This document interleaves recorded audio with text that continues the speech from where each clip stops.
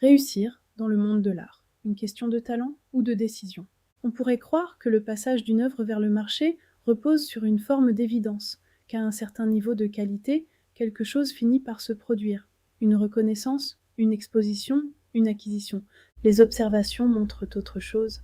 Entre les œuvres produites et celles qui accèdent à une visibilité structurée, il existe une rupture nette. Et cette rupture ne correspond pas uniquement à une différence de qualité. Elle correspond à un moment précis, celui où un acteur décide de s'engager. Le marché comme chaîne de décision. Howard Baker décrit le monde de l'art comme une chaîne de coopération. Cette idée est souvent retenue pour souligner l'interdépendance des acteurs. Mais elle implique quelque chose de plus concret. Une chaîne de coopération est aussi une chaîne de décision. À chaque étape, quelqu'un peut dire oui ou non. Un galeriste décide de consacrer un espace et du temps. Un collectionneur décide d'allouer une partie de son capital. Un commissaire décide d'intégrer dans une exposition. Un critique décide d'écrire ou de ne pas écrire, et ces décisions ne sont pas neutres. Elles engagent des ressources limitées. Dans une galerie contemporaine de taille moyenne, représenter un artiste implique souvent plusieurs expositions sur plusieurs années, la production d'œuvres, la participation à des foires dont les coûts peuvent dépasser 50 000 € par stand et un travail continu auprès des collectionneurs. Intégrer un artiste, c'est donc arbitrer. On ne choisit pas simplement une œuvre, on choisit de la porter, une concentration extrême des trajectoires. Les chiffres confirment ce mécanisme de sélection.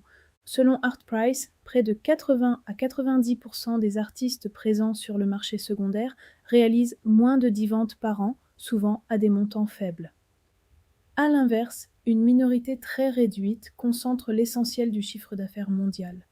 Le rapport Art Basel et UBS souligne que les œuvres supérieures à 1 million de dollars représentent une part infime du volume des transactions, mais une part très importante de la valeur totale. Cela signifie que le marché ne fonctionne pas comme une distribution progressive, il fonctionne comme une structure à seuil. Une fois un certain niveau franchi, les décisions deviennent plus fréquentes, plus rapides, plus visibles. Avant cela, elles restent rares, hésitantes, dispersées. Le rôle du risque dans la décision. Pourquoi ces décisions sont-elles si rares? Parce qu'elles sont risquées. Un galeriste ne prend pas seulement le risque de ne pas vendre, il prend le risque de fragiliser sa ligne, de mobiliser du temps et de l'énergie sur une proposition qui ne trouvera pas de relais, de perdre la confiance de ses collectionneurs. Un collectionneur, surtout lorsqu'il achète à plusieurs dizaines de milliers d'euros, ne prend pas seulement un risque financier, il prend un risque symbolique. Il inscrit son regard dans un système de validation. C'est pour cela que, selon Art Basel et UBS, une grande partie des acquisitions se concentre sur des artistes déjà représentés par des galeries établies ou présents dans des collections reconnues. Ce comportement n'est pas une absence de curiosité, c'est une gestion du risque. Ce que Baker appelle les conventions, en pratique, Baker parle de conventions comme de règles implicites qui permettent au système de fonctionner sans se bloquer. Dans la réalité du marché, ces conventions jouent un rôle très concret dans la décision. Une œuvre qui respecte certains formats, certaines références, certaines logiques de présentation réduit le coût de lecture. Elle est plus facilement intégrable dans une exposition, plus facilement présentable à un collectionneur. À l'inverse, une œuvre qui s'en éloigne fortement demande un travail supplémentaire. Expliquer, contextualiser, convaincre. Baker insiste sur un point souvent sous-estimé. L'innovation n'est pas seulement une question artistique, c'est une charge organisationnelle. Une œuvre très éloignée des conventions n'est pas seulement nouvelle, elle est plus coûteuse à faire exister, et ce coût doit être assumé par quelqu'un. Pourquoi certaines œuvres déclenchent? À qualité comparable, certaines œuvres déclenchent une décision, d'autres non.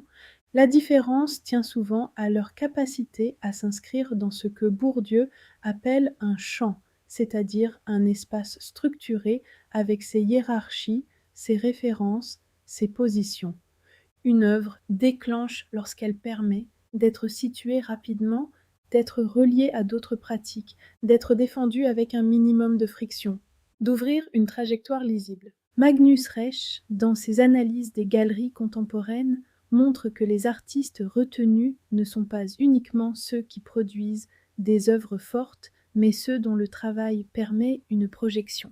Plusieurs expositions, une évolution perceptible, un discours qui peut se construire. Autrement dit, une décision se prend rarement sur le présent seul, elle se prend sur un futur anticipé,